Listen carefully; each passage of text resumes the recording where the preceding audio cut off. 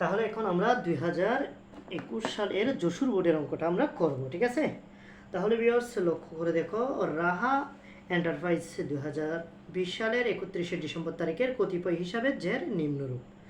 আসবাবপত্র দেওয়া আছে, 10% ঋণপত্র দেওয়া আছে, নগদ তহবিল 1/1/2020, মূলধন মজুত পণ্য 1/1/2020, অনাদায়ী কমিশন, মজুত পণ্য 31/12, অগ্রিম ভাড়া, বিনিয়োগ 6% ব্যাংক ঋণ, পাওনাদার এবং বেতন। তাহলে খেয়াল করে দেখো ভিউয়ার্স, আমাদের প্রথম প্রশ্নটা বলতেছে উপযুক্ত তথ্য হতে যে দফাগুলোর রেওয়া মিলে অন্তর্ভুক্ত হবে না তার পরিমাণ। তাহলে আমি বলছিলাম রেওয়া মিলে ফার্স্টটি টপিক আসবে না, সেটা হচ্ছে সমাপনী মজুত পণ্য, প্রারম্ভিক ব্যাংক জমা, প্রারম্ভিক খাতে নগদ, সম্ভাব্য দায় বা সম্পদ, অব্যবহৃত মণিহারি, ঠিক আছে। এই 5টি টপিক আমাদের রেওয়া মিলে অন্তর্ভুক্ত হবে না। তাহলে খেয়াল করে দেখো, এখানে নগদ তহবিল 1/1/2020 এটা একটা রয়েছে, আর মজুত পণ্য 31/12, এই দুইটা টপিক আমাদের রেওয়া মিলে অন্তর্ভুক্ত হবে না।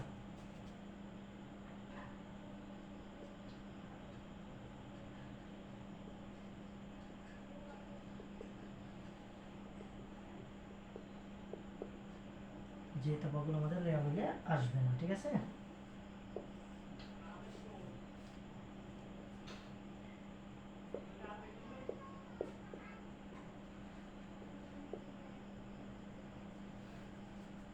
তাহলে একটা আসবে না হাতে নগদ, কত 1/1/2020 সাল, কত টাকা হাতে নগদ বা নগদ তহবিল 8,000 টাকা, ঠিক আছে। হাতে নগদ বা নগদ তহবিল, ঠিক আছে। এরপরে একটা আছে মজুত পণ্য, একটা আছে কি মজুত পণ্য 31/12/2020, সেটা হচ্ছে কত 40,000 টাকা, কত টাকা 40,000 টাকা। তাহলে আমাদের টোটাল টাকা হচ্ছে কত 48,000, কত টাকা 48,000 টাকা আমাদের রেওয়া মিলে আসবে না। 48,000 টাকা আমাদের কি রেওয়া মিলে আসবে না। কেউ যদি না বুঝে থাকো সেটা আমাকে কমেন্টে জানান।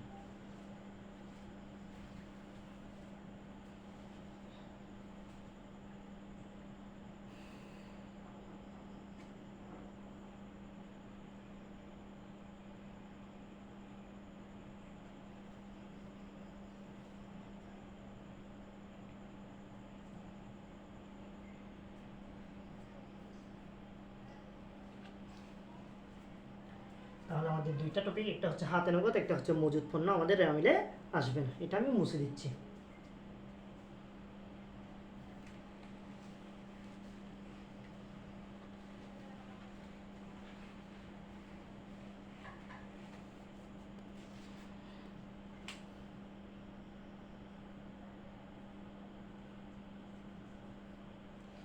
এরপর আমাদের খ নম্বর প্রশ্নটা বলতেছে রেওয়া মিল তৈরি করতে। তাহলে আমরা রেওয়া মিলের জন্য 5টা করে করবো। কয়টা কর 5টা, 2টা টাকা, একটা হচ্ছে খতিয়ান পৃষ্ঠা, আর একটা হচ্ছে ক্রমিক নিয়ম, একটা হচ্ছে ক্রমিক নিয়ম, আর একটা হচ্ছে বিবরণ, এটা হচ্ছে খতিয়ান পৃষ্ঠা, এরপরে হচ্ছে একটা ডেবিট টাকা, ক্রেডিট টাকা, ঠিক আছে। একটা ডেবিট টাকা, একটা ক্রেডিট টাকা। তাহলে এখন খেয়াল করে দেখো, আমাদের বলতেছে রেওয়া মিল তৈরি করার জন্য কি তৈরি করতে বলতেছে, রেওয়া মিল, ঠিক আছে।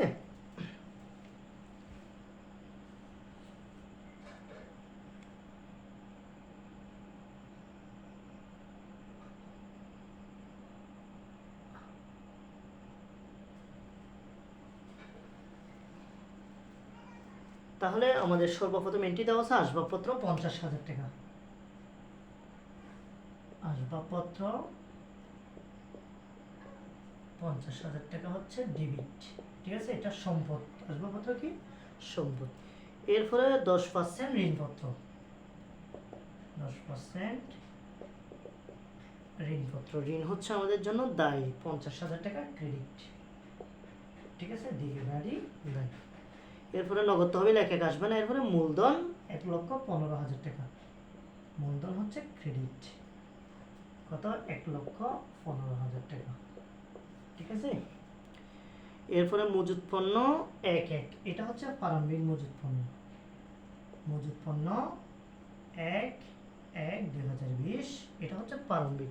প্রারম্ভিক মজুত পণ্য হচ্ছে খরচ 40,000 টাকা।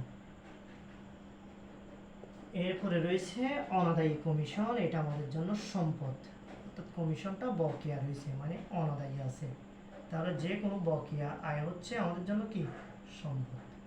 ঠিক আছে, অনাদায়ী কমিশন কত? 5,000 টাকা।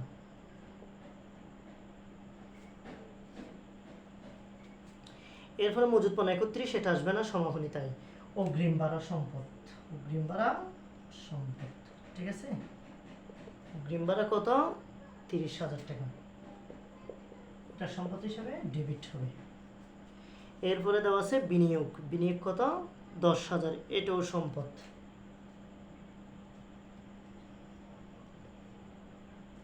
বিনিয়োগ কত? 10,000, এটাকে সম্পদ হিসাবে ডেবিট। এরপরে হচ্ছে 6% ব্যাংক ঋণ, 6% ব্যাংক ঋণ, 6% ব্যাংক ঋণ কত? 30,000 টাকা, এটা হচ্ছে আমাদের জন্য দায়, এটা হচ্ছে আমাদের জন্য কি দায়, 30,000 টাকা। এরপরে পাওনাদার 13,000, পাওনাদার কত টাকা? 13,000, সেটা হচ্ছে আমাদের জন্য দায়। ঠিক আছে, ক্রেডিট। এরপরে বেতন 5,000, বেতন কত? 5,000, এটা আমাদের জন্য খরচ, সেজন্য কি হবে? ডেবিট হবে। তাহলে একটু আমরা যোগফলটা বসাই দিই, তাহলে আমাদের যোগফল অ্যাকচুয়ালি আমাদের অনিশ্চিত হিসাব আসবে 2,08,000 টাকা হচ্ছে ক্রেডিট পাশে, 2,08,000 কোন পাশে? ক্রেডিট পাশে। ঠিক আছে, তাহলে এদিকে আমাদের 2,08,000 বসাতে হবে। ঠিক আছে, 2,08,000 বসাবো। অনিশ্চিত হিসাব হচ্ছে কত? অনিশ্চিত হিসাবটা বসাবো। অনিশ্চিত হিসাবের পরিমাণ হচ্ছে কত? 68,000 টাকা। অনিশ্চিত হিসাব কত? 68,000 টাকা। ঠিক আছে, অনিশ্চিত হিসাব 68,000।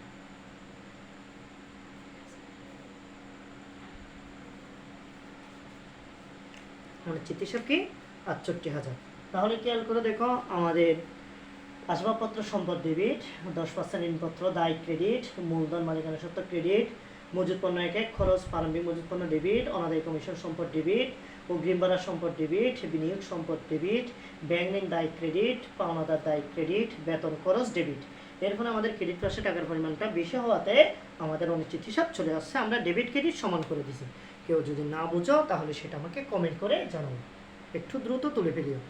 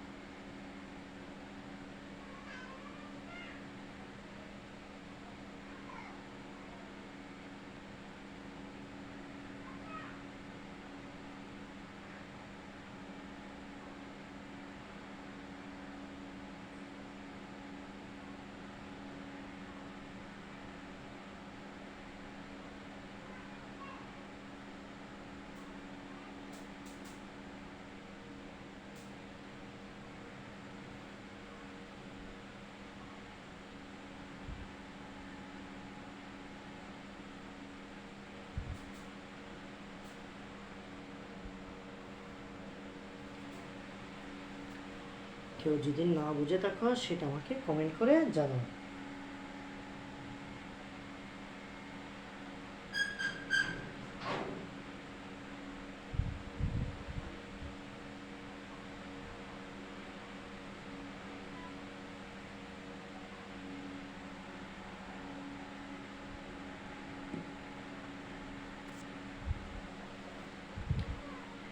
তাহলে এটা আমি মুছে দিচ্ছি, ঠিক আছে।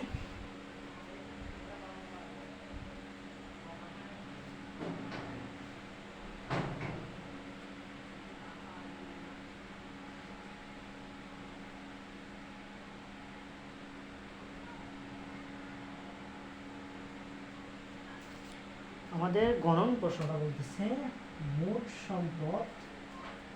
মোট সম্পদ এবং দীর্ঘমেয়াদী দায়টা নির্ণয় করতে বলতেছে, ঠিক আছে। মোট সম্পদ এবং দীর্ঘমেয়াদী দায়, আমাদের টাকার কর দুইটা, ঠিক আছে। বিবরণ টাকা, ঠিক আছে। তাহলে প্রথম আমরা করব মোট সম্পদ, কি বের করব? মোট সম্পদ, ঠিক আছে। তাহলে আমাদের সম্পদগুলো কি কি দেওয়া আছে আমরা দেখি। সর্বপ্রথম দেওয়া আছে আসবাবপত্র 50,000। আসবাবপত্র কত? 50,000। আসবাবপত্র কত টাকা দেওয়া আছে? 50,000 টাকা দেওয়া আছে। এরপরে দেওয়া আছে অনাদায়ী কমিশন। এরপরে কি? অনাদায়ী কমিশন মানে বাকি আছে কমিশনটা, ঠিক আছে। অনাদায়ী কমিশন কত টাকা? 5,000। এরপরে দেওয়া আছে অগ্রিম ভাড়া। কি দেওয়া আছে? অগ্রিম ভাড়া কত টাকা? 30,000 টাকা। কত টাকা দেওয়া আছে? 30,000। এরপরে দেওয়া আছে বিনিয়োগ কত? 10,000। বিনিয়োগ কত? 10,000 টাকা। বিনিয়োগ 10,000। এরপরে মজুত পণ্য, তার সমাপনী মজুত পণ্য হচ্ছে আমাদের চলতি সম্পদ, সেটা কত? 31/12/2020। এটা প্রশ্নে কত টাকা আছে? 40,000 টাকা। তাহলে এগুলি হচ্ছে আমাদের মূল সম্পদ। 40, 50, 80, 80, 1,30,000, 1,33,000 টাকা। 1,33,000 টাকা হচ্ছে আমাদের মোট সম্পদের পরিমাণ। 1,33,000 কি আমাদের? 1,35,000। 1,35,000 হচ্ছে আমাদের সম্পদের পরিমাণ। 1,35,000 হচ্ছে কি আমাদের সম্পদের পরিমাণ। এরপরে বলছে আমাদের দীর্ঘমেয়াদী দায় বের করতে। শুধু দীর্ঘমেয়াদী দায় দুইটা রয়েছে, একটা 10% ঋণপত্র আর একটা 6% ব্যাংক ঋণ। এরপরে বলছে দীর্ঘমেয়াদী দায় নির্ণয় করার জন্য। দীর্ঘমেয়াদী কি? তাহলে দীর্ঘমেয়াদী দায়ের মধ্যে একটা আছে 10% ঋণপত্র, 10% ঋণপত্র কত? 50,000 টাকা। এরপরে একটা রয়েছে 6% ব্যাংক ঋণ। 6% ব্যাংক ঋণ কত? 30,000 টাকা।